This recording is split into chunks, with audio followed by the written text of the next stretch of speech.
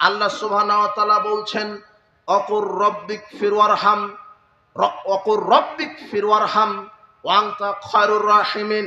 আল্লাহ বলছেন আপনি এইভাবে বলেন, প্রতিপালক আমাকে ক্ষমা করেন, আমার উপরে দয়া করেন, আপনি শ্রেষ্ঠ দয়ালু। আল্লাহ তার বান্দা বান্দিকে শিখিয়ে দিচ্ছেন দয়ার ভিক্ষা, দয়া প্রার্থনা করতে হবে কার কাছে? আল্লাহর কাছে। আল্লাহর কাছে চাইতে হবে রব্বানা আমান্না ফাগফির লানা ওয়ারহামনা। প্রতিপালক আমরা ঈমান এনেছি, কাজে আমাদেরকে ক্ষমা করেন, আপনি বড় দয়ালু, আপনি শ্রেষ্ঠ দয়ালু।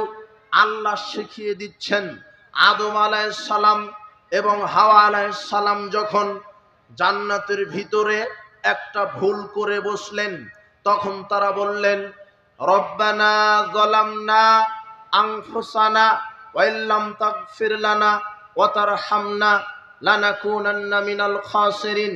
প্রতিপালক আমরা দুইজন আমাদের নফসের উপরে জুলুম করেছি, আমরা পাপ করেছি, আপনি যদি দয়া না করেন, আপনি যদি ক্ষমা না করেন, আমরা ক্ষতিগ্রস্তদের অন্তর্ভুক্ত হয়ে যাব।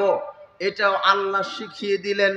তাই তো আদম আলাইহিস সালাম মরা পর্যন্ত বলতে থেকেছেন আল্লাহ আমি পাপ করেছি, আমি তোমার দয়ার ভিখারি, তুমি যদি দয়া না করো পৃথিবীতে আকাশ জমিন আর কেউ দয়া করতে পারবে না।